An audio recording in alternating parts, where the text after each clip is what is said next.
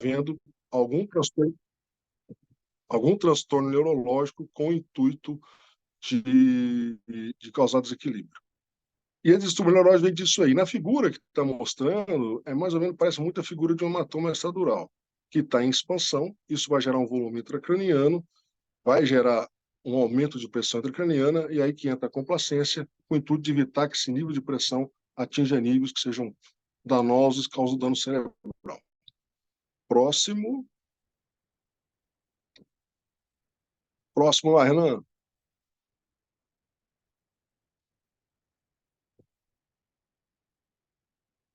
Essa aqui é a. Volta, volta, volta. Essa é a curva de Lang-Fit. A curva de Lang-Fit é muito conhecida no meio de equipe de pessoal da neurocirurgia, de neuroclínico, de neurointensivistas. É o principal componente que indica como se comporta a complacência e a pressão intracraniana dentro do crânio à medida que o aumento de volume dentro dele acontece, né? A reserva compensatória cerebral, ela vai lançando mão de situações para que a aumento de volume intracraniano não gere aumento da pressão intracraniana, né?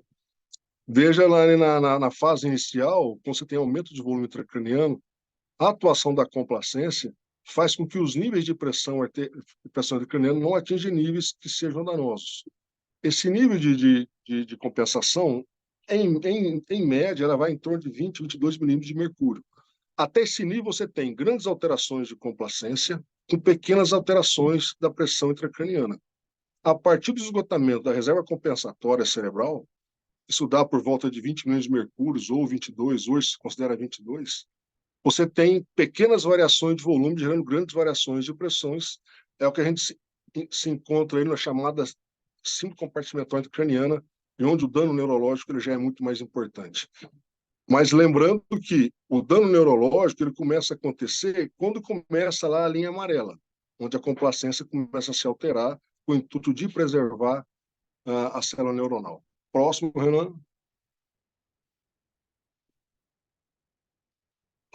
Outra coisa importante o cérebro talvez seja é o único órgão que tem plena capacidade de regular o fluxo sanguíneo cerebral e autorregular com o intuito de autopreservação. Então, essa autorregulação ela é formidável, né? De modo que, numa pessoa normal, você tem perda de autorregulação quando a pressão média ela atinge níveis maiores que 115 ou menores que 50. Níveis maiores que 150 ou menores que 50. Dentro dessa faixa entre 50 e 150, a autorregulação é capaz de fazer com que a hemodinâmica cerebral se preserve e o neurônio se preserve. Fora dessa faixa, isso deixa de acontecer, e onde você aparece casos com sintomatologia clínica de alteração de perfusão cerebral. Próximo. Manda lá outro, Renan. Agora na figura aí, para o pessoal entender, volta lá, volta na anterior. Anterior, essa. À esquerda nós temos um cérebro saudável, de uma pessoa normal, com a faixa de autorregulação muito extensa, é aquele paciente da figura anterior, mostrando que a perda de autorregulação se perde entre 150 ou menor que 50 milhões de mercúrio. No paciente com dano neurológico, seja trauma, seja uma sepse, qualquer transtorno que leva a alteração de fluxo cerebral, qualquer transtorno que leva a inflamação cerebral, uma meningite, por exemplo, você tem perda dessa capacidade de autorregulação. Então, a faixa que fica de estabilização da condição hemodinâmica cerebral, ela fica muito estreita. Então, você vê muito comumente pacientes que, com pressão média menor que 80, ele tem perda de fluxo sanguíneo cerebral, e pacientes com média acima de 10 também pode ter perda da autorregulação e ter hiperemia cerebral. Então, você tem que trabalhar numa faixa muito estreita, muitas vezes, para manter uma ótima faixa de pressão arterial média, para garantir uma ótima perfusão cerebral, para você não ter dano gerado por oligemia, que é hipofluxo, nem por hiperemia, que é por fluxo cerebral. Isso a gente vê comumente nos pacientes neurocríticos, né? E a gente tem visto isso também acontecer, isso já é descrito nos pacientes que têm doenças sistêmicas graves com repercussão neurológica. E o grande exemplo de UTI são os pacientes em sepsis e choque séptico. Próximo.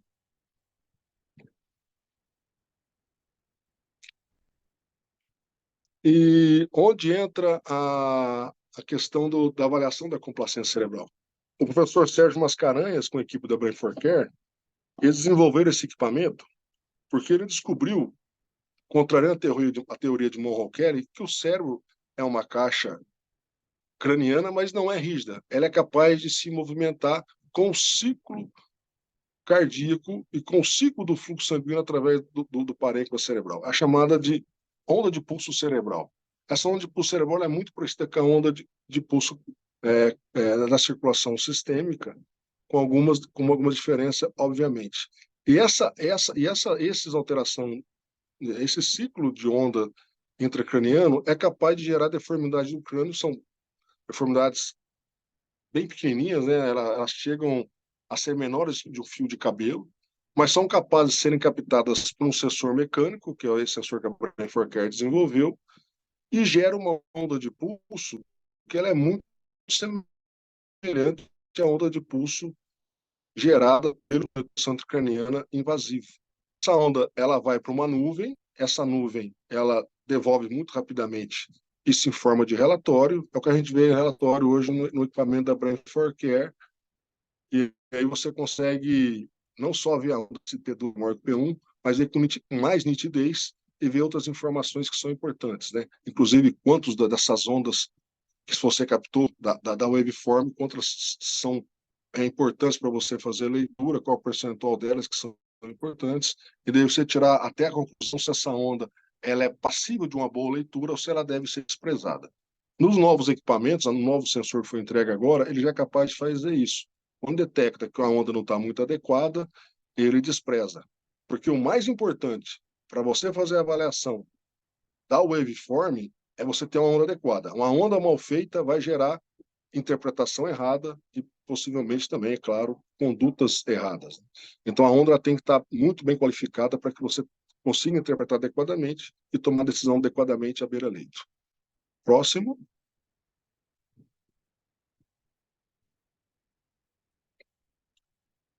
E aí, e aí a onda, a gente sabe, existem os três componentes da waveform, da onda de pressão intracraniana, né? P1, P2, que são consagramente conhecidas já, e a P3, em situação de normalidade, P1 é maior que P2, que é maior que P3. P1, a P1 ela é correspondente ao fluxo sanguíneo que chega no coração, então é relacionada à sístole cardíaca. A P2 é aquela que se relaciona muito proximamente com a complacência cerebral. É a onda que gera dentro do crânio através do esparramento desse sangue dentro do parênquima cerebral. E o P3 é a onda de fluxo que acontece quando do fechamento da válvula aórtica, semelhante ao que acontece com a pressão diastólica. Então, ao ter o fechamento da válvula aórtica, você tem um fluxo de retorno que gera outra onda. Em situação de anormalidade, à medida que algum volume intracraniano começa a acontecer, é muito comum nos pacientes, somente não nos pacientes neurológicos, nos pacientes com doenças sistêmicas graves, como sepsis, por exemplo, você tem edema. E esse edema gera alteração de complacência e a P2 tende a aumentar em relação a P1 e essa relação P2-P1 começa a aumentar. Ao ponto de nenhuma medida adequada sendo tomada ou a doença progredindo, P2 vai ficar cada vez maior do que o P1 e nós vamos chegar numa situação de síndrome compartimental intracraniana, que aí passa a ser muito deletéria, e essa alteração provavelmente está muito relacionada com alto risco de herniação uncal. Próxima.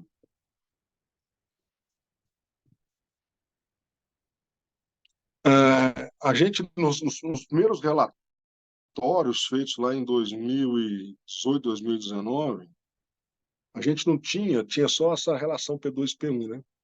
Depois, a Brain for Care e alguns cientistas aqui do Brasil, da USP, e o pessoal da Itália, eles conseguiram fazer uma identificação também de outro indicador, que é o time to peak.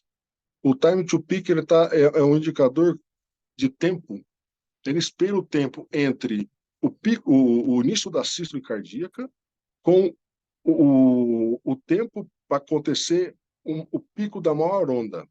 Ou seja, se a maior onda for P1, esse tempo vai ser mais estreito porque o P1 acontece antes de P2. Se P2 for a maior onda, isso vai acontecer depois de P1, obviamente, e o tempo decorrido vai ser maior. E quanto maior P2, mais tempo leva para chegar a essa situação. Então, o time to peak, às vezes, tem muita correlação com síndrome compartimental intracraniana ou com hipertensão intracraniana de alto risco. Então, é um indicador que isso mostra também no relatório. Próximo.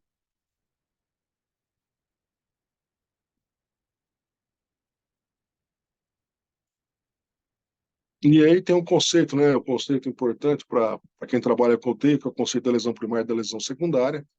A lesão primária, pegando um exemplo clássico aí de um trauma de crânio, é uma lesão que acontece no momento do evento e muito pouco se pode fazer para reverter esse insulto inicial, né? Você tem um dano cerebral inicial geralmente muito grave, com alta mortalidade neuronal nesse momento. É uma lesão, quando você vê a tomografia, responde a uma lesão central, e a lesão secundária é decorrente de eventos inflamatórios, bioquímicos e hormonais que acontecem a partir desse insulto inicial e que leva a um dano que vai gerar alteração de fluxo, que vai gerar alteração inflamatória e vai gerar edema ao redor dessa área principal. Essa área de edema, que a gente vê na tomografia ao redor da área principal, onde teve a lesão primária, é a chamada de área de penumbra. Essa área tem um desequilíbrio muito grande entre oferta e demanda de oxigênio. Você tem um desequilíbrio de oferta, porque você tem, além do edema, que dificulta a difusão de oxigênio, você tem fatores de coagulação, como tromboxana, por exemplo, A2, que favorece a coagulação dentro do vaso e dano vascular pelo processo inflamatório, que trombosa áreas dessa microcirculação, e você tem uma alteração, redução de oferta. Ao mesmo tempo, você tem uma alteração de demanda também. O aumento dessa cascata inflamatória libera um componente muito importante chamado glutamato. Esse glutamato é o principal excitatório cerebral. E ele aumenta muito a demanda de oxigênio dessas células que já estão em sofrimento. Então, você tem um desequilíbrio muito grande nessa região de lesão, de penumbra, né? E é consequência disso aí. Então, você tem, ao mesmo tempo, uma diminuição de oferta, com aumento de demanda, gerando desequilíbrio. E aí você pode ter a lesão secundária, que isso vai levar a um aumento muito importante de morbidade. Mortalidade também, mas morbidade acho que é o mais importante quando a gente pensa na recuperação desse paciente, quando a gente pensa que esse paciente deve ser devolvido para a sociedade em condições de ter uma vida digna, né? E não trazer tanto custo, seja para a família, seja para a sociedade, seja para a saúde pública ou para os planos de saúde. E é aqui que a gente vê a diferença do neurointensivista ou do bom intensivista, né? Quando ele consegue reduzir ou mitigar bastante essa lesão secundária. Próximo.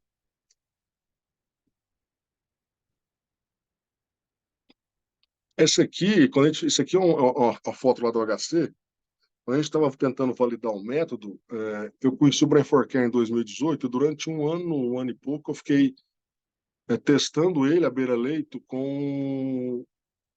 no 9 de julho, principalmente no HC, menos, mas junto com o Ricardo Nogueira, que fazia Doppler, a gente fazia à beira-leito o teste com bainha de nervo óptico, com paciente com pique invasiva e TVE, com PTO2 e também com uma pique invasiva que pudesse gerar onda para a gente comparar se a onda que o Brain for Care fornecia era muito semelhante com a onda da pique.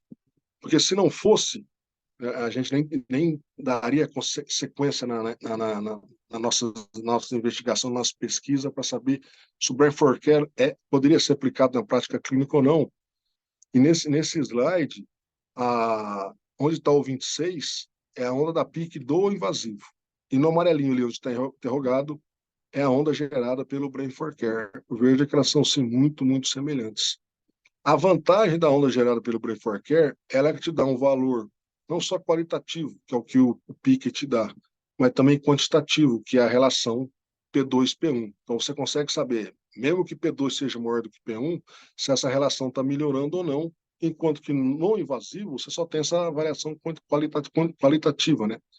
Se está maior ou se não está, e às vezes você sai de uma situação muito grave, você às vezes consegue fazer isso, mesmo que P2 consiga ser maior mantenha sendo maior do que P1, mas menor do que na situação pré-intervenção. E isso você consegue ver nitidamente com o Brain for Care, e o invasivo não te dá essa possibilidade. Próximo.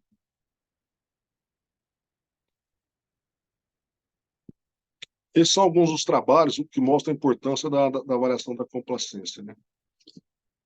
São trabalhos da década de 80, do Kozniga, é um cara respeitado, que ele mostrava assim, que na avaliação da complacência, quando você tem P1 maior do que P2, você tem algo parecido com o triângulo isósceles, é retângulo.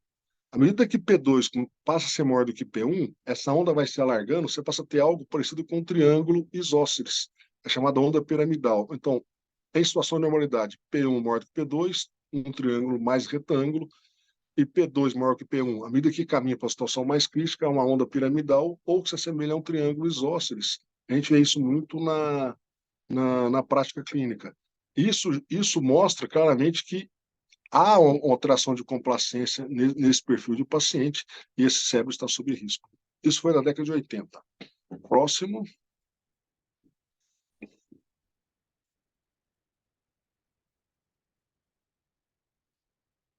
Esse aqui é outro trabalho legal. Esse aqui é do Chesut, do Chesut, é do Marek. Marek é um neurointensivista austríaco, ele é muito respeitado.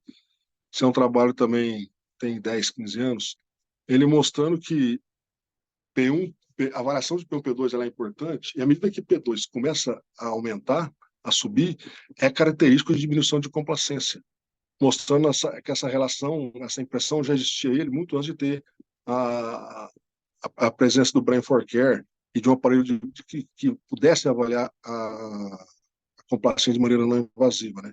Mostrando que essa relação é muito importante para definir o momento que esse doente começa a deteriorar, que é a relação P2-P1, demonstrando isso nesse trabalho. Próximo.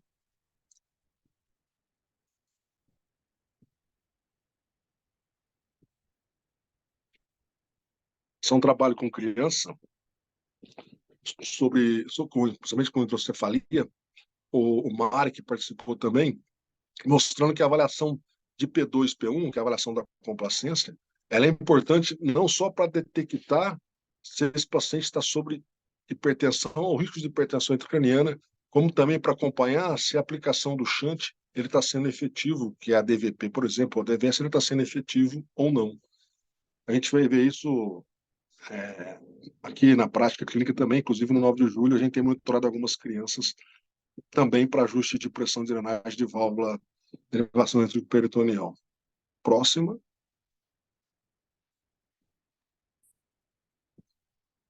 Esse é um trabalho da NASA. A NASA, em 2019, 2020, em parceria com a Universidade de Stanford, fez um trabalho com o pessoal da Vodafone Care, porque eles têm muita alteração neurológica nos pacientes no treinamento em gravidade zero, porque é sabido que isso leva a alteração de perfusão cerebral, né? A gente ouvia falar lá, quando na infância, que os astronautas, quando voltavam de viagem espacial, eles voltavam e tinham um transtorno psiquiátrico, né? Isso eu vi que isso tinha muito a ver com o fluxo sanguíneo cerebral em situação de gravidade baixa ou gravidade zero, que é o que eles viviam no espaço. Então, eles estão usando a complacência não só para os astronautas, mas para pilotos daqueles aviões que voam a 2, 3 vezes a velocidade do som, para que eles tenham menos risco de dano durante os treinamentos. Estão ajustando os treinamentos baseado no que a complacência mostra, usando o Brain for Care. Eles têm mostrado que isso tem reduzido o risco à saúde desses pacientes, desses pilotos ou astronautas. Próximo, mais uma situação mostrando a importância da avaliação da complacência. Esse é um trabalho, isso é muito recente, né? É um trabalho feito com o pessoal do HC, o Erickson Paiva, tem o pessoal da Brain for Care, o Gustavo, e a Chiara Arroba, que é uma neurointensivista italiana bastante respeitada. Esse trabalho teve intuito e o resultado foi identificar se a avaliação da complacência era capaz de gerar alguma informação que pudesse dizer se ela tinha um fator preditivo negativo ou positivo importante ou não. Isso iria ajudar nos pacientes na hora de fazer triagem, né? Próximo, vai em frente, pode ir em frente, pode ir. Vou mostrar no fim, é isso aí. O que gerou esse trabalho? O anterior. Esse trabalho mostrou o seguinte, que a avaliação da complacência cerebral, o próximo, está em azulzinho, é esse aí.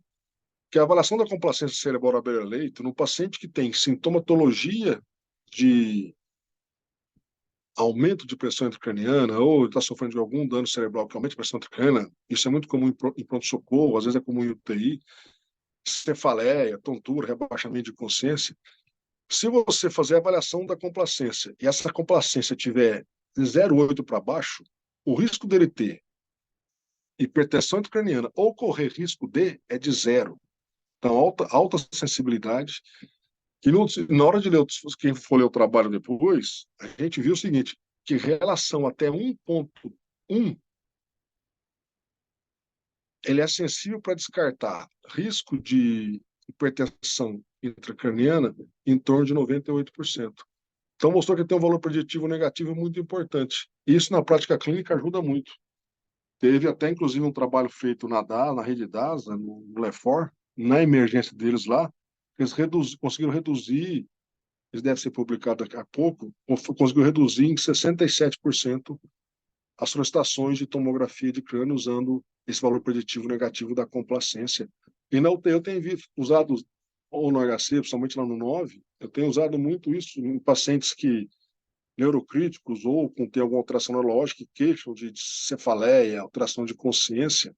Vou mostrar exemplos lá na frente, que eu faço brain for care, baseado nesse valor preditivo. Eu não faço tomografia e até hoje não me arrependi, não. E a gente consegue, em tempos de área global, a gente consegue economia. Próximo. Esse é um trabalho do Rubiano, é um neurointensivista. O trabalho é muito importante. O que ele mostrou com esse trabalho aqui? Nesse trabalho ele mostrou que se você tomar suas decisões à beira-leito, aí é paciente neurocrítico, né? Baseado na complacência, na relação P2-P1, você vai ser muito assertivo e vai otimizar o tratamento de maneira muito assertiva do que se você tomar isso só tendo como base o valor da PIC. Então, esse trabalho foi feito em pacientes com PIC invasiva. Então, as decisões baseado em alterações de complacência, elas são mais assertivas tomadas de maneira muito mais precoce do que tomadas quando você usa o valor da PIC para tomar a decisão. A gente sabe que hoje é muito comum a gente ter o valor de PIC no neurocrítico, por exemplo, PIC de 15 e achar que está tudo ótimo, que não tenho que fazer mais nada. A gente vai ver lá na frente que isso é balela, isso não é verdade, assim como também não é verdade que PPC de 60 a 70 tá ótimo, isso é a meta que todos devem seguir, como o Brain Trauma Foundation recomenda, né?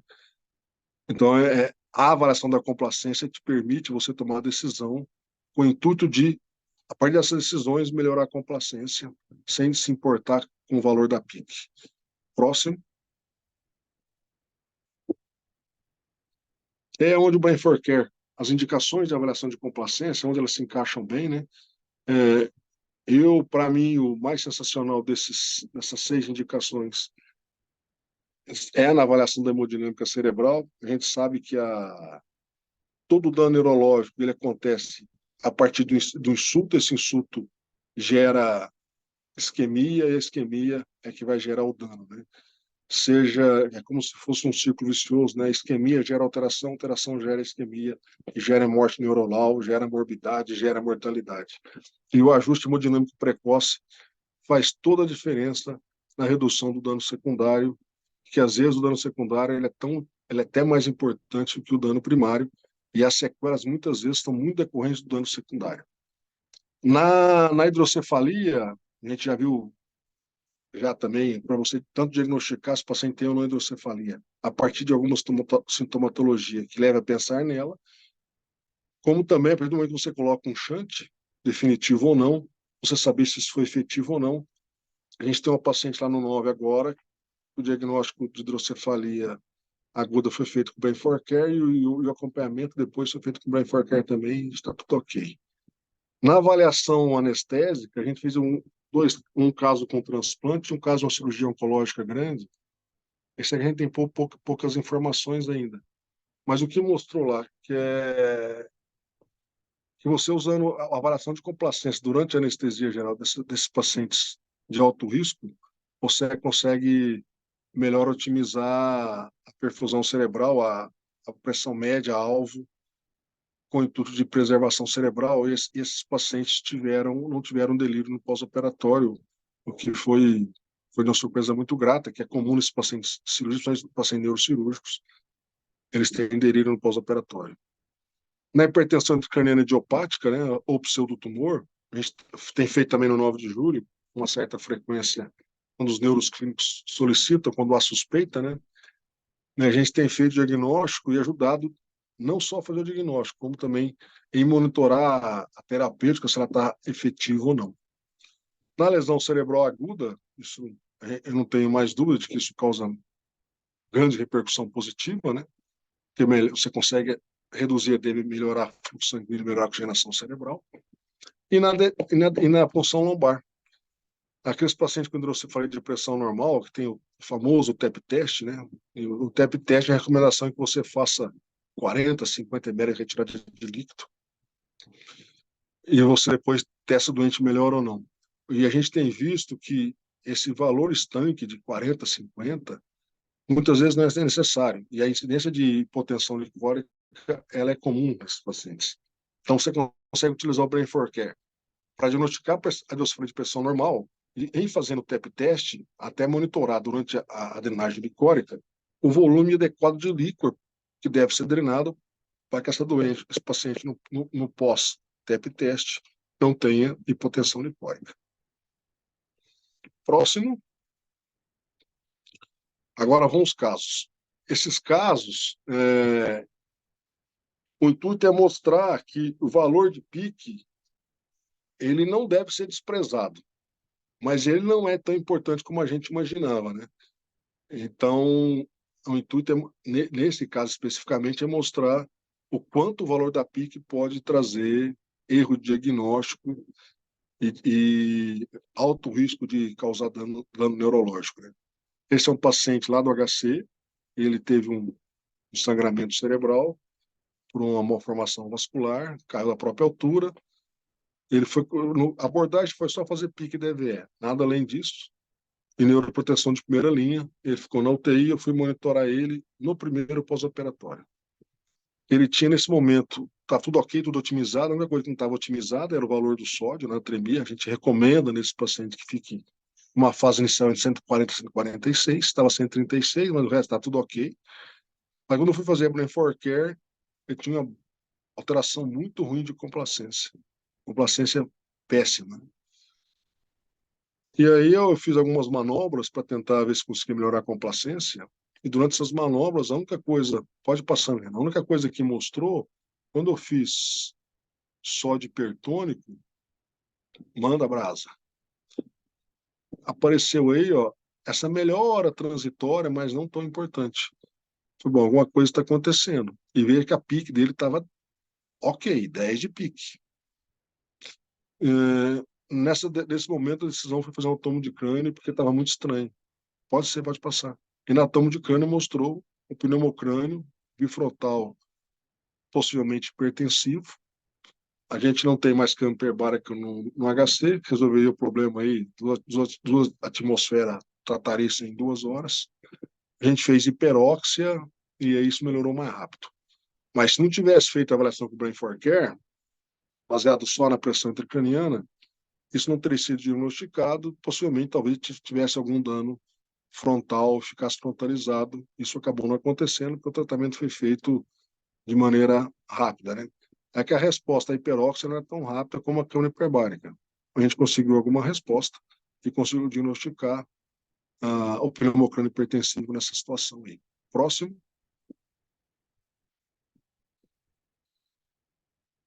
Esse é uma paciente do 9 de julho. É uma senhorinha que ela internou com alteração de consciência, alteração de fala, até não posso abrir o protocolo AVC para ela, e ela foi para UTI, e não tinha tomografia, não tinha nada, angiotomo não tinha nada, e ela ficou lá sob observação, guardando ressonância magnética e angiorressonância. No segundo dia de internação, ela tinha uma urina ruim, na verdade era uma urosepse. Ela tinha uma alteração, ela teve no segundo dia de internação, ela teve, ficou sonolenta, queixando de cefaleia. Eu estava no plantão lá, fui avaliar se faz tomografia, se não faz. Ela tinha uma alteração de complacência numa fase inicial, lá, quando eu comecei a fazer a avaliação. Ela estava com o pescoço virado para a direita. Então, na hora de fazer a avaliação da waveform, são coisas que são importantes, que podem trazer alteração que não são necessariamente relacionadas a edema cerebral, né? Que é o caso principal de dano secundário. Às vezes é a posição do pescoço. Então, na hora de você fazer a avaliação, coletar a onda, fazer a avaliação, esse paciente tem que ter a cabeça centralizadinha, não, nem fletida, nem estendida em posição neutra, cabeceira a 30 graus, não pode estar se mexendo, tudo não pode o colchão ser aquele colchão de ar que treme, isso gera alteração porque o sensor é um sensor mecânico, então você tem que desligar, para que você obtenha uma onda que seja real. Então, só de girar o pescoço dele para a posição adequada, a complacência já deu uma melhoradinha. Aí eu fiz, pode passar, Renan? Volta lá, volta lá. No anterior. Aí eu fui fazer a avaliação e a complacência estava bem boa. As últimas duas ondas ela tinha mexido, então não foram ondas boas. Então as ondas, tirando essas duas últimas, são ondas que eu coletei informação, não tinha grandes alterações, baseado em valor preditivo negativo. Eu não fiz tomografia, foi medicada, observação. E depois ela acordou, era um delírio hipoativo só, nada mais disso. Então aqui é um paciente com urosepse, idoso, gerando um transtorno neurológico, gerando uma alteração de complacência. Essa alteração de complacência que mostra ao girar o pescoço, isso só acontece em quem está tendo dano neurológico que foi provocado pela infecção. No paciente normal, isso não gera problema. A autorregulação acaba compensando. Próximo. No caso 3, é a mesma coisa. É uma paciente também do 9. Ela tinha umas.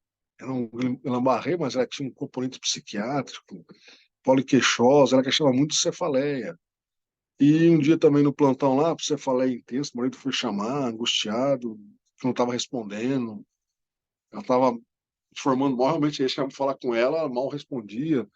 E o marido falou que ela estava queixando muita cefaleia, ela fazia gesto com a cabeça. Fui fazer um brain for care dela, insonei, vi que no final a complacência ficou boa, não fiz tomografia como conforme o desejo que era dele, marido, né?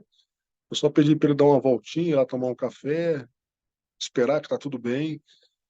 Depois que ele voltou, ela estava já melhor, em outra situação, tranquila, tomou no máximo de pirona aí.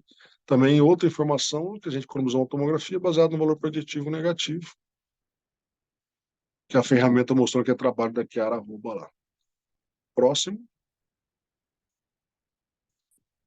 Outro paciente, esse aqui é um caso interessante. Às vezes, complacência é muito boa, pode não ser muito bom. Pensando no paciente, na época a gente estava fazendo a ponte, tá no leito 24 da UTI do 3C, ele usava anticoagulante por causa de uma fibrilação atrial, e ele caiu, tropeçou no tapete de casa, caiu de rosto, ele tinha equimose perorbitária, mas não tinha fratura de base de crânio, tinha fratura nasal, epistaxe. Ele foi para o UTI para ficar em observação, essa é a toma inicial dele, que não tinha praticamente nada, e logo no segundo dia de internação, o filho foi chamar lá, eu estava vendo o paciente também, ele estava sonolento, reclamando de cefaleia, realmente já estava um pouquinho mais sonolento. Fui fazer a avaliação com o Brain for Care, você veja que a relação P2-P1, às vezes, no momento, ela chega a ficar abaixo de 0,8, 0,7. E tem um dado importante para dizer o seguinte, em pacientes que a gente tem na UTI, às vezes tem que ficar muito alerta numa relação, quando ela fica abaixo de 0,8, pode ser um sinal de hipofluxo ou de hipotensão intracraniana fistolicórica. Se estiver abaixo do 0,65, a chance de ser hipotensão intracraniana, isso é muito grande. Aí atento para se esse paciente tem recebido um fluxo sanguíneo adequado. Normalmente há hipofluxo, seja por insuficiência cardíaca, seja por hipovolemia, seja por hipotensão. Então, nesse paciente, quando eu fui ver o balanço hídrico dele, estava negativo 1,7 litro. E aí, com esse dado do Brain for Care, fiquei tranquilo, não vou fazer tomografia, não é sangramento que está causando essa sonolência, essa cefaleia. Talvez seja hipofluxo cerebral. Apesar da pressão média dele estava boa, estava 70, 72. Fiz expansão volêmica com litro, para compensar se menos 1.700 negativos, e ele despertou. E a dor de cabeça, que ele formou mal, talvez por causa da confusão, era, na verdade, uma dor cervical, e aí foi dado o volume e as coisas se resolveram. Próximo.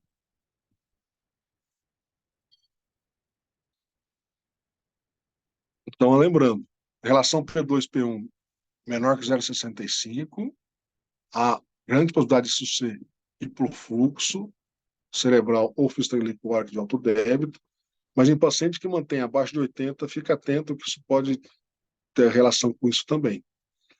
Próximo, Renan. Esse é um caso recente também lá do 9.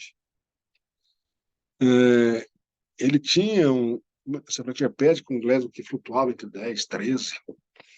E um dia no plantão lá estava rebaixado, eu fui fazer uma avaliação do Brain for Care, porque havia a possibilidade de ter que fazer uma tomografia, né? Os caras, a evolução, o tratamento foi meio tardio, estava evolução complicada. Ele estava hipertenso nesse momento. A cabeceira, quando eu comecei a fazer, também estava lateralizada, ele tinha uma postura viciosa para a direita, eu ajustei a cabeça dele, e ele estava hipertenso nessa hora. Liguei o hidropulseado de sódio, quando a pressão dele abaixou, vejo o comportamento da complacência. Ela atingiu um nível normal quando eu fiquei nessa faixa de pressão entre 196 e 102.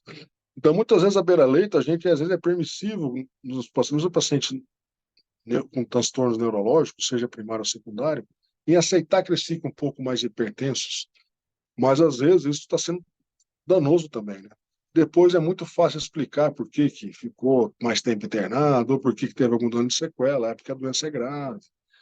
Mas você vê que ele estava passando por um momento de alto risco de dano cerebral por hiperemia gerada pela hipertensão, e a hora que ajustou a pressão arterial, ele ajustou a complacência e possivelmente, nesse momento aí, ele ajustou também a proteção cerebral. Próximo.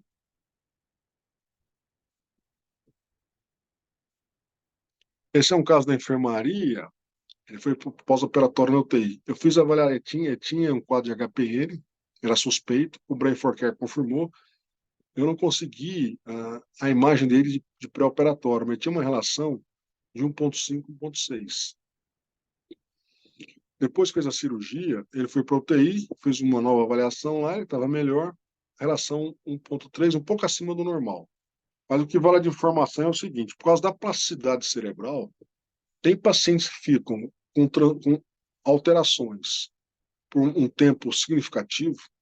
A significativa, em paciente, a gente fala significativo, é mais do que uma semana. Então, é muito comum no subdural crônico, é comum na HPN, é comum nos pacientes com tumor cerebral. Quando você trata a causa, não é incomum da complacência não voltar à situação padrão, à situação de normalidade. Ela demora um pouquinho a voltar. Quando a situação é muito aguda, como um subdural agudo, uma contusão aguda, você trata a causa, você remove a causa, a complacência ela se ajusta muito rapidamente. Então, não esperem nesses pacientes com disfunção gerada por um fator subagudo ou crônico, que a complacência ela volte ao normal muito rapidamente. Pode até voltar, isso não é impossível, mas não voltar não quer dizer que você esteja no caminho errado. Então, a avaliação também com a ferramenta de avaliação de complacência, tão importante quanto avaliar o momento, é avaliar ao longo do tempo, ao longo das avaliações, como é que a complacência se comporta, se ela está melhorando ou se ela está piorando, e correlacionar isso com a clínica do paciente. A avaliação de P2, P1 é uma ferramenta como outra qualquer, ela só deve ser tomada como valor de tomada de decisão se clinicamente isso se justificar. A gente não deve tomar decisão baseado exclusivamente na avaliação da complacência.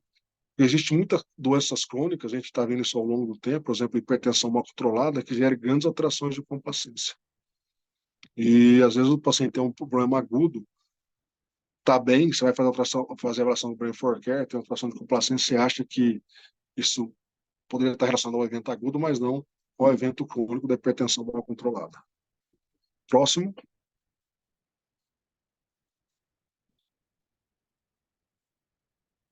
Ah, essa daqui é o caso da UTI, também tem do 9. É um HSA Fisher 4, anti-RES 3. Ela teve um ictus com lesma de 14 e déficit motor à esquerda. Tinha um aneurisma de comunicante anterior, à direita, tinha até um hematoma na região frontal, um pouquinho de sangue dentro do ventrículo. Foi feita uma clipagem cirúrgica. Ela vinha bem estável. Eu estava de plantão com a Mica nesse dia, à noite. À meia-noite ela rebaixou. Chamaram a gente lá, a Mica estava com esse paciente. Ela estava com grau de 10, hemiplégica. Começou a não proteger via aérea e aí a Mica me chamou para ajudar, se entubava, se não entubava, precisava fazer uma tomografia. Bom, enquanto preparo o material, vamos fazer um brain for care rápido dela. Aí eu fiz do lado direito, fiz do lado esquerdo. Normalmente, a gente faz de um lado só. Algumas situações muito especiais, a gente faz dos dois lados. São situações somente onde você pode ter alteração de fluxo segmentar, como, por exemplo, nesses pacientes. Eu podia ter um vasoespasmo de um lado e não de outro, então era importante que eu avaliasse dos dois lados, né? Então eu avaliei, foi a primeira vez que eu avaliei, foi a esquerda. E aí, o que poderia estar acontecendo com ela? Hidrocefalia aguda, ressangrou, vasoespasmo. E aí a gente começou a fazer avaliação à esquerda. Tinha uma baita alteração de complacência. Vai clicando aí, Renan, para ver, mostrar as pressões. E aí, veja, ela estava um pouco hipertensa. Ligamos o Niprid. À medida que eu liguei o Niprid, fui baixando a pressão arterial dela, a complacência foi se ajustando. E chegando numa faixa de pressão alvo aí, que ela conseguiu uma complacência muito boa. A gente tem visto que nos pacientes antes dos neurocríticos, se mantém a relação entre 1 e 1,2, você tem uma garantia de fluxo sanguíneo cerebral em quase 85% dos pacientes. Então a gente mira esse alvo, mais ou menos, e assim ficou, mostrando que tinha altamente sugestivo dela estar tendo hiperemia do hemisfério cerebral esquerdo e não vasoespasmo. Isso mostrado com o Brain for Care, com a melhora da complacência nesse dado. Fui para o lado direito, muito rapidamente, segue, próximo, aí. Dá mais um cliquezinho aí. Quando eu fui fazer da direita, estava a pressão média de 78. E aí, e ela tinha, lembrando lá, ó, que isso pode ser hipofluxo, 78 de média em situação de normalidade é ótimo. Ninguém vai sofrer com isso, nem ter uma P2P1 tão baixa assim. Isso já me mostrava aqui, com essa pressão média de 78, o que ela tinha era vasoespasmo. Comecei a reduzir o lipídio para aumentar a pressão arterial. Volta só um pouquinho, Renan, para tirar tombo da frente. Comecei a sonar e a pressão dela foi aumentando e a complacência foi melhorando até eu chegar no nível de pressão média para manter a complacência entre aquele nível e 1,2. E os valores, aí eu, para manter a pressão cerebral adequada, eu mantive para proteger os dois hemisférios, né? Hemisférios, tanto direito como esquerdo, para não gerar hiperemia, que estava acontecendo na direita, nem oligemia, que estava gerando do lado, quer dizer, hiperemia do lado esquerdo e oligemia do lado direito. Era manter o equilíbrio para preservar dos dois lados. E a gente, nesse momento que a gente ajustou isso, a paciente voltou para o grau de 14, até a irmã perguntou, a gente tinha feito, que milagre tinha feito. Ela movimentou, voltou para a força grau 3 no corpo esquerdo e foi para tomo sem precisar ser entubada. E aí esse ajustamento dinâmico foi importante. E aí a gente fez esse ajuste bem à beira-lei. Outra coisa importante na avaliação de complacência, né? Ela é muito dinâmica, o equipamento ele é muito sensível, né? Então você consegue ver as alterações que vão geradas das suas intervenções de maneira muito rápida. Isso é muito interessante, coisas que que essa correção hemodinâmica só o Doppler é capaz de dar, né?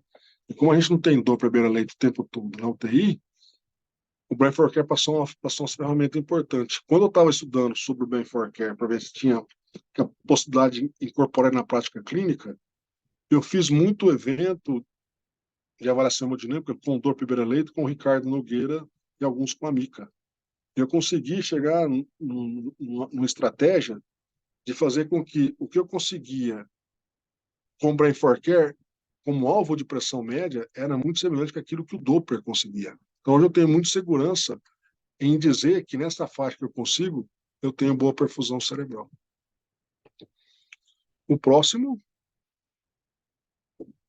esse aí, olha lá, volta só um. A tomografia anterior. Veja aí, ó, essa tomografia depois disso tudo. Você vê que na área onde tinha o vasoespasmo, que era a direita, não tem nenhum sinal de edema nem de isquemia. Tanto é que o laudo da tomografia é semelhante, assim, é semelhante ao exame anterior, aquela coleçãozinha subdural que tem ali à direita, tudo igual. Então, assim, não houve clinicamente um dano encefálico a partir do momento que a gente fez intervenção muito precoce nesse caso. Próximo. Depois, ela evoluiu, de novo, com um pouquinho de oscilação de consciência, e aí fez essa tomografia, e o laudo da tomografia até deixei guardado, assim, semelhante ao anterior, mas o Brain for Care, a avaliação de complacência mostrava uma complacência ruim, não estava boa, não. E aí, pô, quando você faz você tem um doente na mão e você faz algumas medidas, e a resposta que essas medidas é muito pobre, normalmente são pacientes com indicação cirúrgica. E aí a suspeita que eu tinha, pô, só você fez um vasoespasmo gigante bilateral, mas não é isso que acontece, porque o vasoespasmo, quando ele acontece, não acontece o edema muito rapidamente, então não deveria ser vasoespasmo, depois deveria ser hidrocefalia. E aí a tomografia, pô, você vê o terceiro ventrículo redondinho, não estava assim. A gente custou convencer o André Bianco a levar para o centro cirúrgico, demorou uns 2 dias aí. Ele levou, quando ele pulsionou o ventrículo, realmente estava hipertenso. E aí, e o laudo da tomografia dizia que ele estava tudo ok. Então, sim, o que fez bater o martelo que tinha alguma coisa acontecendo foi a avaliação da complacência, a beira-leito. Próximo. Isso aí já é depois, né? Só que o André, nesse dia aqui, ao invés de fazer uma DVE, que era o combinado, ele fez uma DVP. E a gente ficou meio bravo lá na hora, mas acabou dando certo. Não teve nem hipo, nem hiperdrenagem. E veio que a complacência, a gente fez alguns testes aí com hemodinâmico também, e ficou muito bem estável, até tinha melhor da autorregulação depois desse evento aí. Próximo. Melhora significativa. Opa! E aí, usando o Brain for Care para desmama do milrinone, a gente fez uma mão no milrinone, usando o Brain for Care, e aí acabou tirando, ela foi de alta, situação muito melhorada. Próxima. Então, esse caso aqui, volta lá um pouquinho.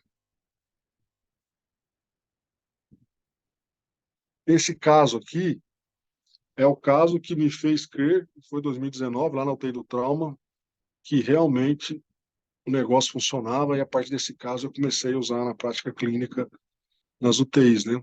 Então, o Adriano e o Marcos, que davam desse paciente na época, tá lá no leito 9 da UTI do trauma. Ele foi empurrado, suspeita que ele foi empurrado pela namorada no carro em movimento uma noite.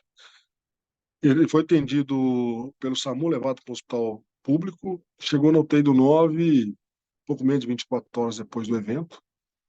Não tinha veia protegida, está em ventilação espontânea, respirando mal no isoclórico, ele quase foi entubado na maca do transporte, foi para tomografia, tinha uma pneumonia aspirativa para inteirar, e a tomografia era essa aqui. Ninguém tem dúvida de que ele tinha dano neurológico importante, né? Tinha contusão bifrontal, essa contusão à esquerda mais importante, o subdural, subos apagados, cisterna, estava ruim, realmente ele estava herniando, e o André fez uma cranectomia descompressiva, próximo, ampla, como se manda. Aí, essa. Não, volta. Aí, é bem ampla, vê que o flap, o retalho está bem extruso, né? Estava tenso.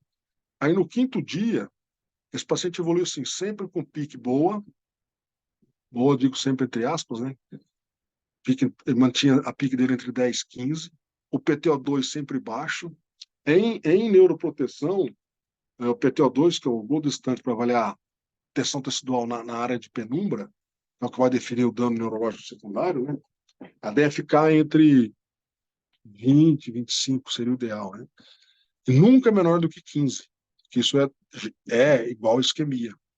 Ele mantinha o PTO2 sempre abaixo de 15 e pique também sempre abaixo de 15 e tomografia melhor. Aí o André resolveu, então, que deveria tirar a sedação, tirar a neuroproteção do cara, porque a PTO2 estava errada, não estava correta. Devia ter alguma coisa que não estava dando leitura correta. Ele fez algumas coisas lá, inclusive pediu para o cara, o fabricante, trocar o monitor, e não era nada disso. E quando esse cara começou a despertar, teve um despertar ruim. Aí eles me chamaram lá, não sei se foi o Adriano, se foi o Marcos, eu fui fazer a avaliação, a beira-leito, e aí eu vi, pô, a PTO2 está bem locada, né? Não tá ruim. E aí eu comecei, pô, vamos fazer uma avaliação da hemodinâmica cerebral e com o Brain for Care, ver se aumentando a pressão melhora o PTO2. Essa avaliação inicial, VP2 maior do que P1, realmente estava com complacência ruim alterada, e aí a gente partiu para a titulação pressórica com noradrenalina. Próximo, aí, não, volta. E aí o que estava, não, mais uma, só mais um, é isso. Eita ferro. Aí o que a gente conseguiu? Nesse momento da avaliação do Brain for Care, ele tinha pique de 12, teoricamente ótima, PTO2 de 10, muito ruim, uma PAM de 89, portanto, ele tinha uma PPC de 77. Ok, conforme guidelines. Um bis um pouco fora, a gente sedou ele até um pouquinho mais, e aí começamos a titular. Quando eu cheguei em pressão média de 10, a PTO2 começou a subir um pouquinho. 12, 13, 14, falei, pô, tá tendo resposta aí. Fui aumentando mais, e a pique não subiu. Quando eu cheguei em 10,5, ela chegou a 19. Quando eu cheguei em 110 de média, a PTO2 chegou em 23. E a pique não subiu além de 15. Ou seja, a pique não espelhava o que acontecia com esse cérebro. Não espelhava que esse cérebro estava, a cara de penumbra estava sob isquemia.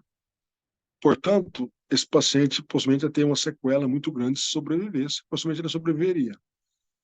E quem mostrou para mim que a coisa estava ruim e que tinha muita relação com o PTO2 era a complacência cerebral.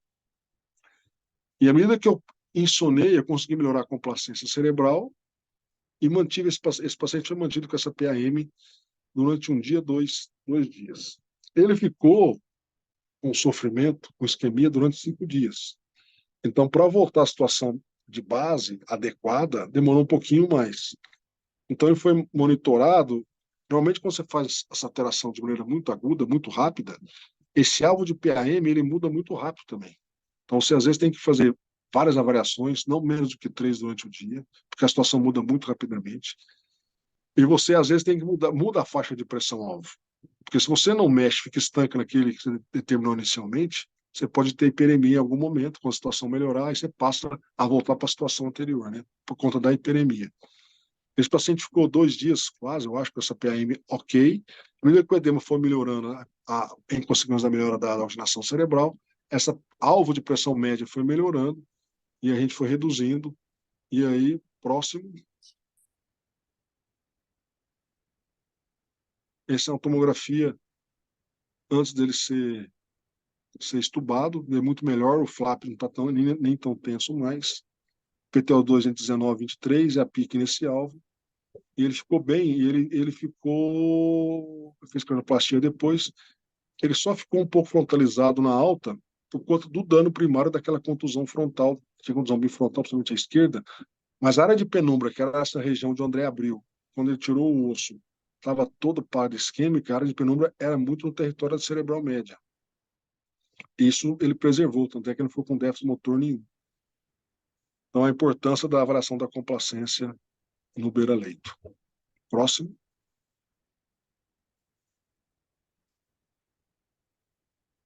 Nesse caso, a gente tratou ele lá na UTI do primeiro C. A Lécia deve lembrar bem. Então, um paciente jovem, 18 anos, tem TCE grave. Ele entrou na traseira de um caminhão. Ele era passageiro, né, no banco da frente. 10 ou 3 na cena. Chegou no 9 entubado, depois de 24 horas, mais ou menos. Neuroproteção mal feita. E a gente fez uma tomografia inicial. Ele tinha uma tração de complacência muito importante. Fez uma tomografia inicial. Próximo lá, André. Ó, André. Renan. Bom, ninguém tem dúvida que era um trauma grave. Tem que ter fratura de crânio, uma puta hematoma, um baita hematoma subgaleal. E você não vê suco nenhum, todo inchado o cérebro dele. E a gente fez essa toma inicial, como não tinha nada cirúrgico, combinamos com o neuro, que era o André na época, não vamos colocar pique DVE, vai ficar tendo que transportar esse doente, correr risco de estar encrenca, infecção, ventriculite. Nós vamos, se alguém conseguir otimizar ele com Brain for Care, complacência, a gente vai manter ele com Brain for Care. Agora, se a complacência mostrar alguma pior, a gente faz toma e aí, se tiver indicação de cirurgia, alguma coisa, a gente opera. Próximo, a gente viu que, sim, ele fez, foi o paciente que mais fez avaliação com o Brain for Care ao longo de toda a internação dele.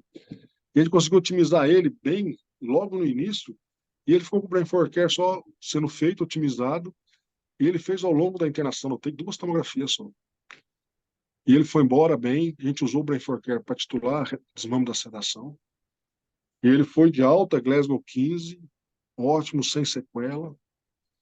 E esse caso foi publicado não só como case de sucesso, apresentamos ele no evento do Critical Care, no congresso, em janeiro do ano passado, foi publicado no Critical Care Medicine também, não só como para falar do valor da complacência na tomada de decisão, mas para redução de custo também. Esse paciente reduziu de custo direto na internação na UTI R$ 60 mil.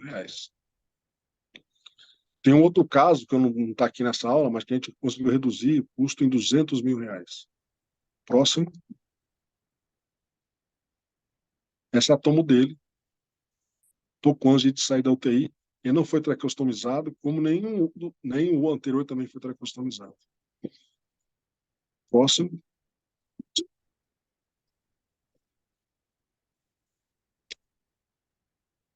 Essa aqui é a Priscila.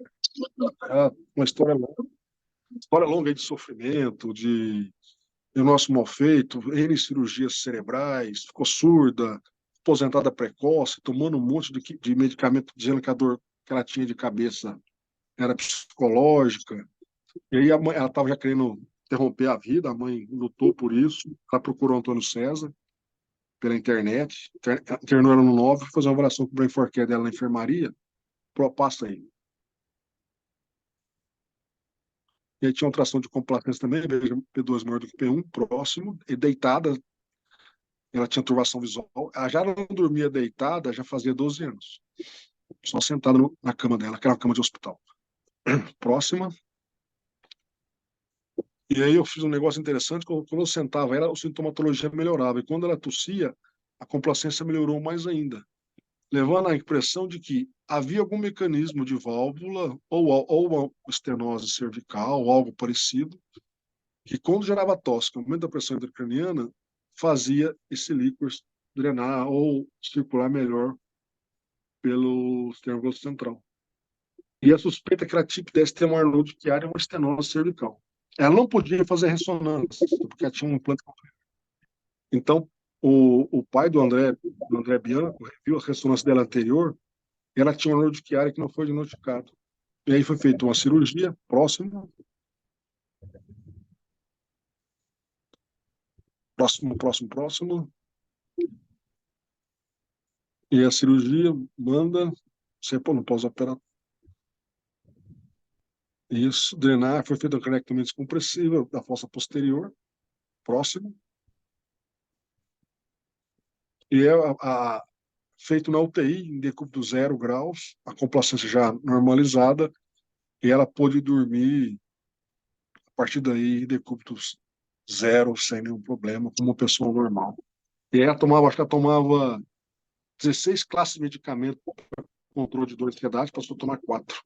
E na biópsia que ela fez da meningite, que tinha uma paquimengite, infelizmente veio uma doença autoimune, e ela tomou imunobiológico, começou a ter infecções de repetição, acabou falecendo de choque séptico depois por uma piorartrite, polipiorartrite recidivante, né?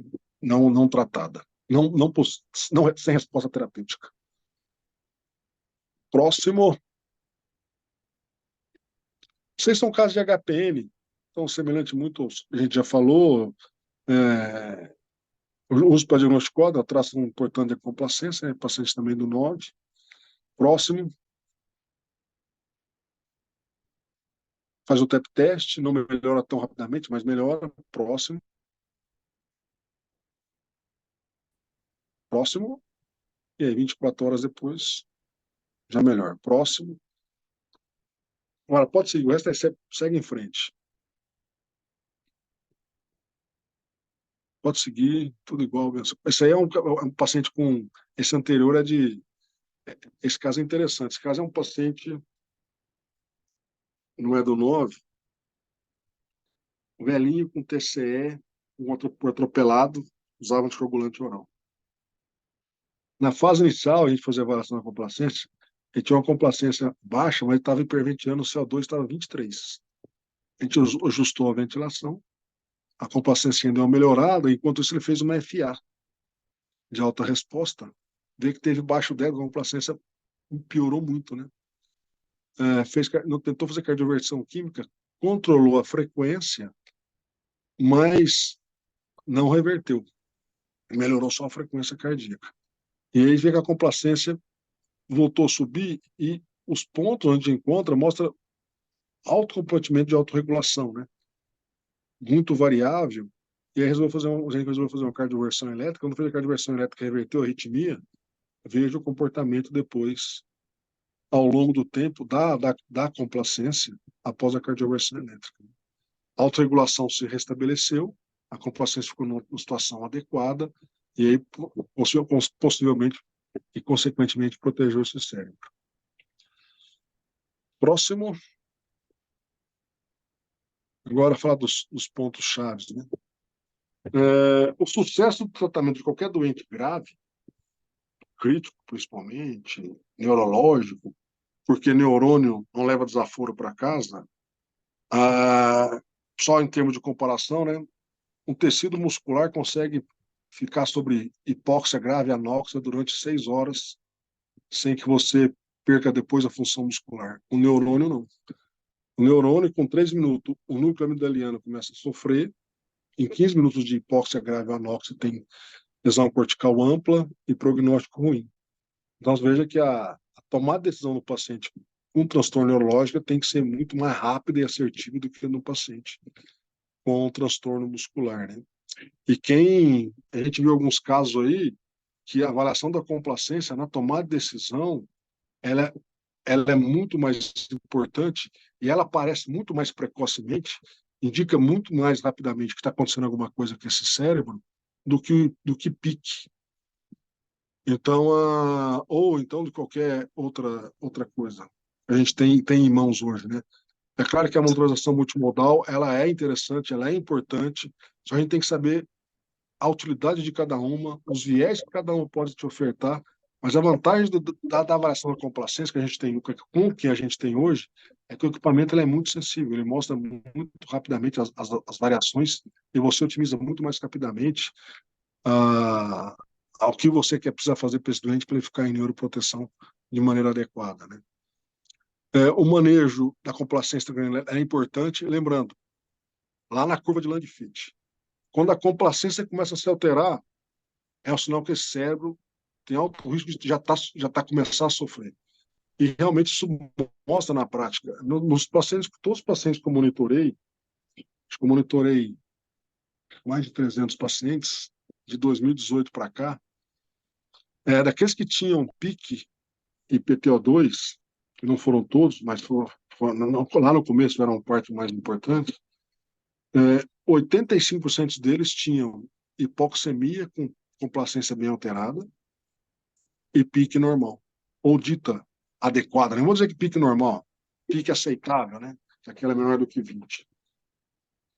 Então, a complacência tem trabalho já, mostrei do Rubiano, mostrando que tomar adesão baseada na complacência, ela passa a ser um aliado do intensivista muito importante à beira-leito, né? E que é possível, isso foi uma descoberta lá, aqui lá do 9, hoje já muita gente do mundo está usando, que é possível você otimizar a perfusão cerebral, otimizar a complacência, a hemodinâmica cerebral, usando da interpretação da complacência na waveform. Isso te dá dado importante, né? Então, você tem um equipamento à beira-leito, que você pode usar a qualquer momento, e o Doppler, que seria o substituto, você não tem tão facilmente assim nas mãos, né?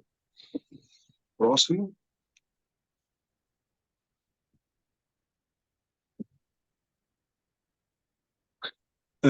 É trabalho do Rubiano. A tomar decisão baseada na complacência, na condição clínica, ela é muito mais assertiva do que a tomada baseada na PIC e na tomografia de crânio. A tomografia de crânio tem um trabalho feito com complacência, eu não coloquei aqui, mas é um trabalho recente, mostrando a sensibilidade da complacência em definir risco de dano, né? Ela é melhor que tomo de crânio, porque mostrei lá o caso da paciente lá com HSA, ela tinha alteração de consciência, hemiplégica e tinha uma toma normal. Por quê? As alterações decorrentes da isquemia demoram um pouco a acontecer, há alterações de complacência não. Outra coisa que a gente fala, né?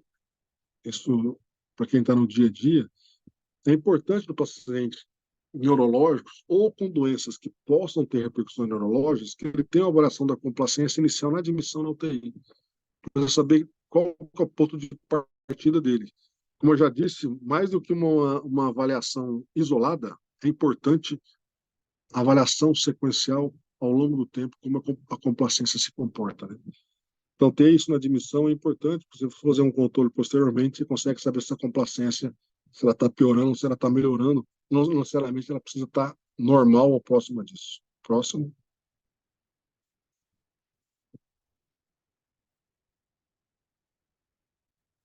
É, a avaliação de complacência Breleito, como ela possibilita assertiva, né? Ela não só tem potencial para redução de dano, como tem também potencial para redução de risco assistencial, né? De redução de custo. Quer dizer, teoricamente, você tem alta possibilidade de redução de tempo de internação, redução de solicitação de exames de imagem.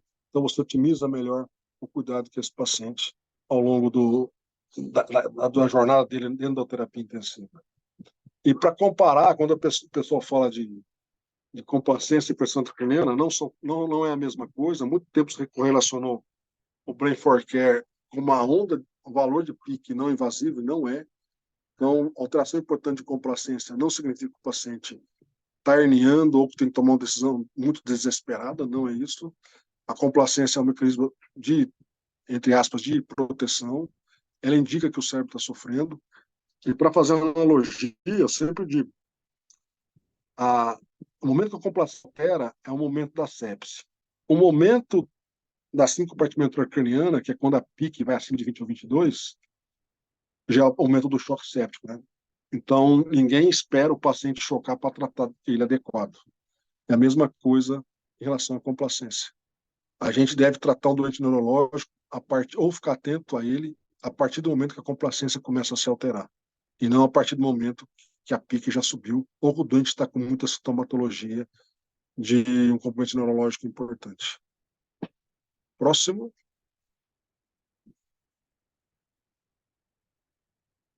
As vantagens do uso do equipamento beira-leito, assim, teoricamente ele é barato, né? Não tem descartável, é fácil de manusear, curva de aprendizado ela é tranquila, você pode fazer a qualquer momento do dia, da noite, e é muito sensível. Como eu disse, alterações de complacências, elas acontecem muito rápido com o mínimo estímulo, né? Você vê que a pique isso não acontece, Uma coisa que acontece muito rápido na beira-leito com um paciente neurocrítico, também é fácil de usar, que é a bainha do nervo óptico, mas a bainha do nervo óptico, ela se altera rápido quando o paciente está tendo alterações de pressão intracraniana. Existe o edema do nervo, tudo. Mas para voltar à situação habitual, mesmo que você tome medidas adequadas, isso não acontece de maneira tão rápida, como acontece com a complacência. Então, para o acompanhamento, a bainha do nervo óptico não é tão boa quanto a avaliação de complacência. Próximo, e o custo é barato. Então, a pergunta que fica aí para nós intensivistas, a gente que está cuidando dos nossos pacientes, né, no beira-leito lá do dia a dia, a avaliação de complacência ela serve tanto para pacientes neurocríticos como para pacientes que têm transtornos sistêmicos graves que repercutem sobre a função neuronal. Sepsis, choque séptico é um dado importante, os pacientes com insuficiência hepática, pacientes com uremia, os pacientes intoxicados. E a gente, hoje, a gente muitas vezes, no dia a dia nosso, a gente vai muito às cegas, né? Acompanhando basicamente com a situação clínica do paciente. E a situação clínica do paciente, às vezes, é um momento muito posterior para se agir, né? A gente deve agir antes. E também, como também é muito fácil a gente explicar por que o doente ficou com sequela, né? Ou porque o AVC foi extenso, foi grave, ou porque o trauma foi grave, ou porque é cheio de comorbidades. Mas será que nós estamos otimizando esse paciente no tempo certo, no momento certo, do jeito certo? Eu posso dizer, depois que eu conheci a possibilidade de ter a avaliação de complacência em mãos, que a gente tem feito muito menos do que poderia fazer. E tem dois exemplos clássicos na UTI da Neuro ali de 9, que a gente viu assim claramente, e além desses casos que eu citei aqui, dois que não estão aí, a gente teve dois casos lá relativamente recentes de isquemia cerebral extensa por trombose de carótida em dois pacientes por uso de drogas, um metafetamina e o outro cocaína. Se esperava o pior dos desfechos do mundo para esses dois pacientes. Os dois foram submetidos a craniotomia descompressiva muito precoce, né? Eu estava no plantão com os dois. Não dá para craniotomia tem que ser feita precoce mesmo. Um deles, inclusive, foi fazer craniotomia precoce. Ele estava até falando, conversando, um pouco confuso, mas a gente sabia que ele evoluía com edema e que ia piorar. Mas o importante é que durante a fase muito aguda da passagem deles na UTI, eles foram otimizados com a avaliação de complacência. E os dois, dentro do contexto, estão muito bem e tive contato com eles, estão retomando a vida e vão retomar a vida numa situação que parecia que não fosse acontecer. E um deles, eu tenho uma tomografia de controle dele, de retorno. O dano isquêmico que ficou era para ter uma isquemia hemisférica. Né? O azar dele ficou uma área de isquemia na região da cápsula interna, mas ficou assim, muito neurônio viável numa região que sofreu uma parte de uma isquemia.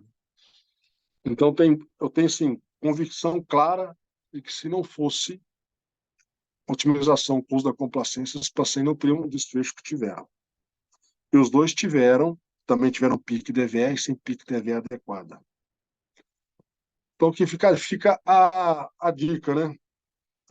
A gente precisa e pode fazer mais para os pacientes neurológicos. E a gente tem ferramenta para isso, beira-leito, fácil de fazer, custo baixo e sem risco para o paciente, né?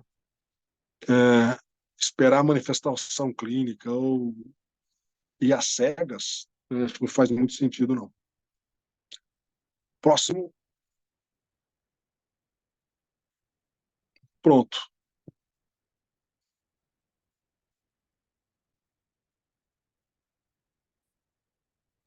Muito E bom, aí? Carlão. Obrigado aí pela aula. É, Alguém aí da plateia quer fazer alguma pergunta para o Carlão? Aproveita essa oportunidade aí. Muito boa aula, Carlão. Parabéns.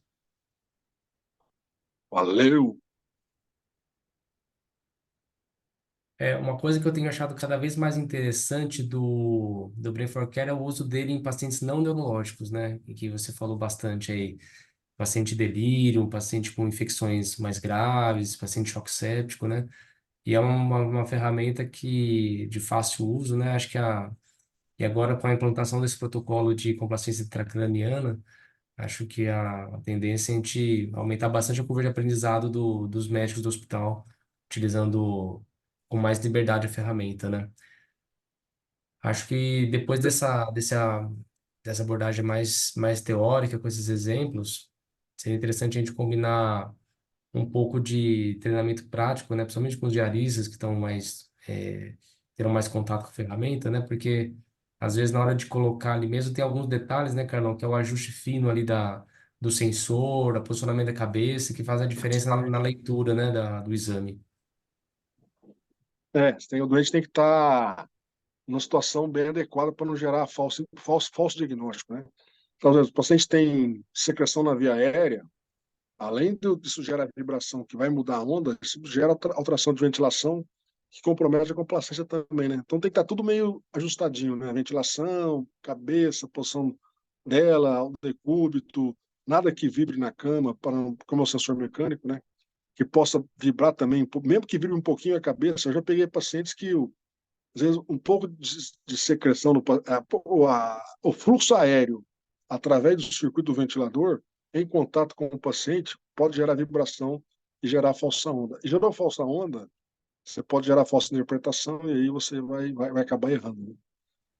Mas o uso no paciente não neurológico, não neurocrítico, né, ou com doença sistêmica, como sepse, ele passou a ser um dado importante para o diagnóstico diferencial dos pacientes, inclusive com delírio, né? A gente, às vezes, um dos casos que eu publiquei, a gente economizou R$ 200 mil, esse paciente, inclusive, ia ser paliado. Interessante. E aí, porque a gente fica assim, o cara passou por uma doença grave, porque ele teve um TCE grave e teve Covid na sequência. E ele não despertava. Só que era um homem de 80 anos, mas era um homem rígido. Ele foi caiu do trator, dirigindo o trator. E ele não despertava. Aquele negócio, né? Aquela NOR, sabe aquela NOR que não sai? Vão mirar no Uhum. 60, 65, vai ficar tudo bem. Ele tá acamado, né? Quando eu fiz o brain for care dele, porque ele não despertava, ele não tinha fluxo cerebral com 60, 65. Ele só ia ter fluxo cerebral bom com 80 de média. Isso comprovado com Doppler no beira-leito. Depois a gente conseguiu fazer ele ficar com 80. E estava tão ruim a autorregulação dele, que acima de 95 ele tinha hiperemia.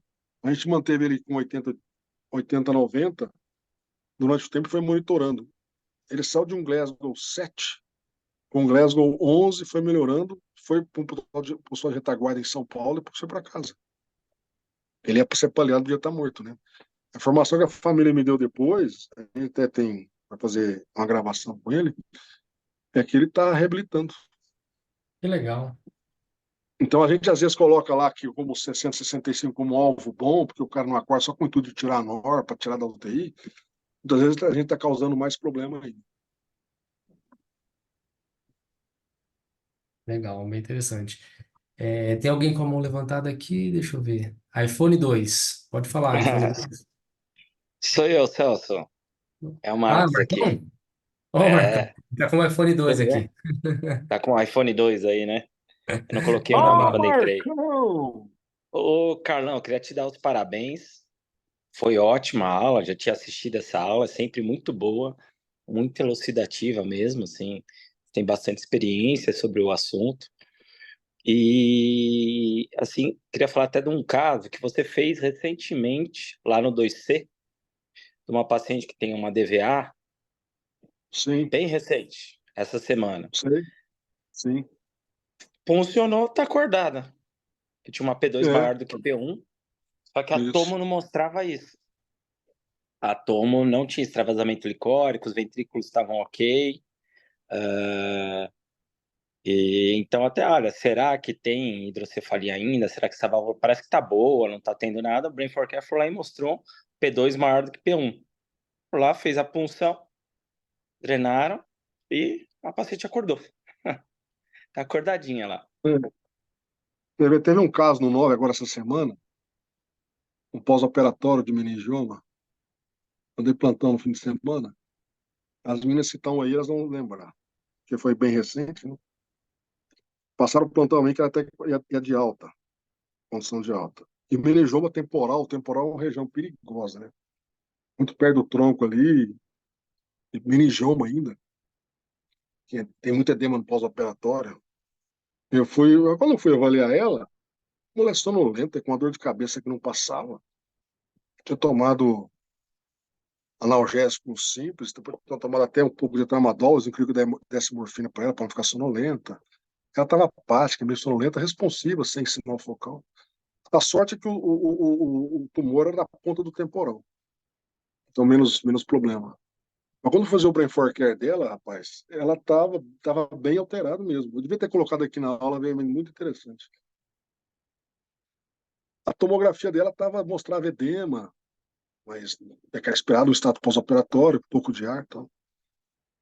E quando eu fiz o sódio hipertônico, a complacência se melhorou e se sustentou, ficou sustentado bem melhor. E a dor de cabeça dela, que era 8, foi para 3. Eu falei, não, vai de alta não, vai ficar aqui observando mais um pouco. Aí fiz a avaliação depois, mostrou que ela sustentou a melhora, né? Mas para você ver que e o neuro dizendo que a dor dela era a excisão cirúrgica, né? Mas não melhora com sódio hipertônico, né? Não vê a importância da avaliação da complacência, beira-leito, também no pós-operatório, né? Porque muitas vezes é muito fácil você justificar qualquer sintoma que o doente tem também, né? Ah, operou a cabeça, vai doer mesmo, não sei o quê. Não, tava com edema ali, doendo, porque tava com edema também. Ela tava com dor da excisão, tanto é que o nível da dor foi para 3, mas saldo um 8 para 3, né? Então é muito legal ver o quanto isso pode fazer diferença na vida das pessoas, né? Pra gente que cuida de paciente grave, né? Porque a gente hoje intitula delírio, é delírio hipoativo, é delírio, o cara é velho, o AVC foi grande. Cara, e por trás disso tem coisa que a gente devia ter feito lá no início da evolução e não fez. Agora a gente tem uma ferramenta que dá para fazer, né? Beira-leito, precisa de treinamento, claro. Eu precisa treinar todo mundo aí, beira-leito, 150 horas a gente treina, porque é benefício para o paciente. E é benefício para o hospital também, porque você não tem que usar de redução de custo. Legal. Essa diária global aí é o cão da moléstia, né?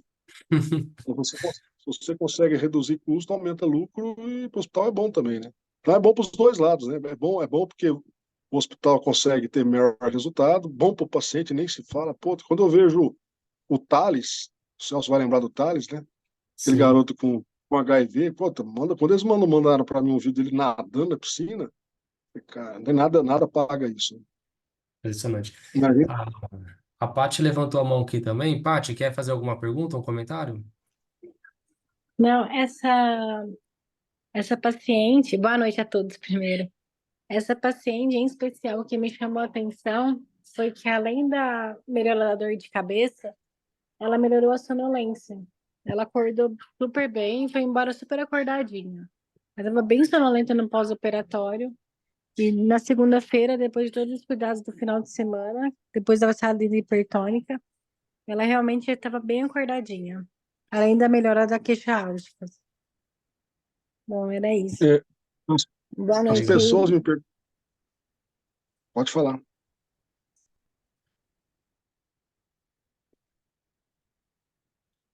É assim, as pessoas me perguntam, quando eu sou convidado para falar sobre multimodalidade, neuro, essas coisas, a gente eu nunca tive grande amor pela complacência, não, né?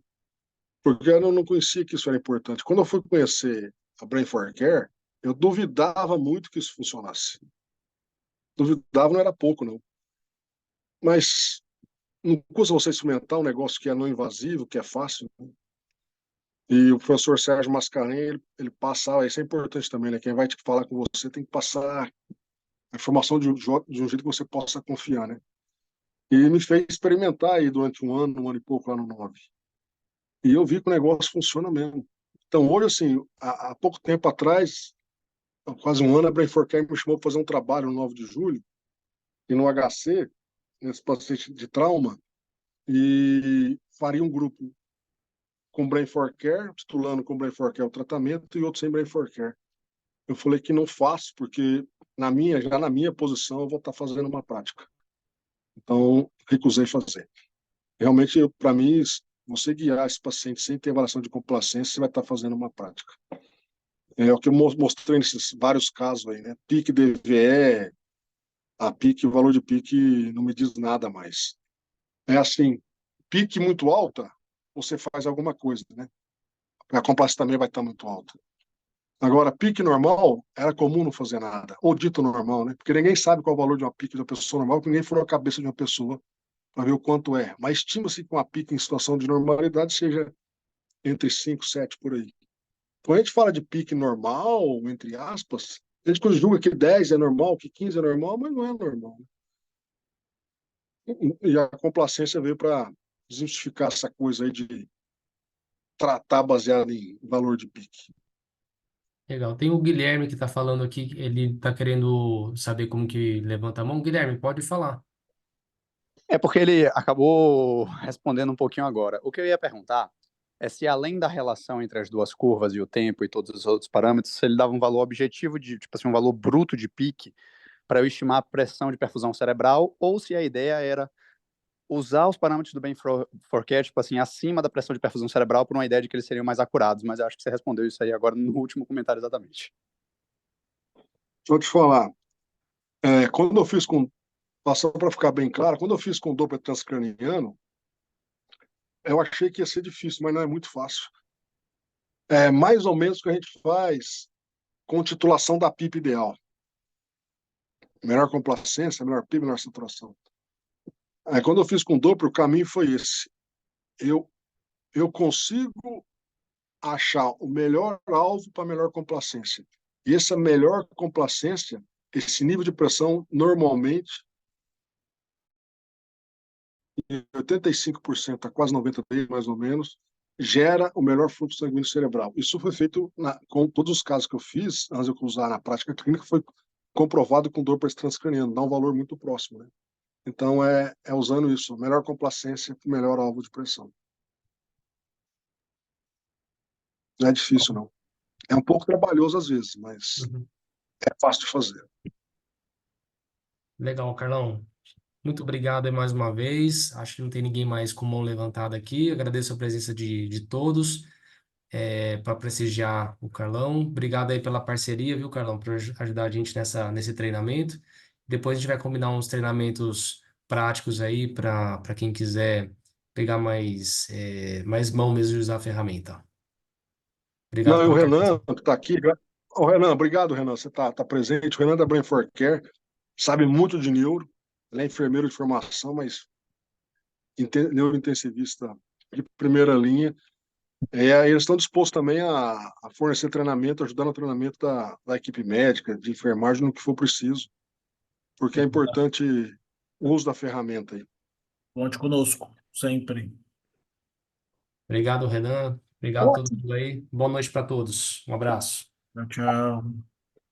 Tchau, gente. Obrigado, Renan. Valeu! Tchau, tchau, gente. Tchau, Marcão. Tchau, tchau. Tchau, Marcão. Tchau, Cercito. Falou, Carlão. Um abraço para você. Abraço.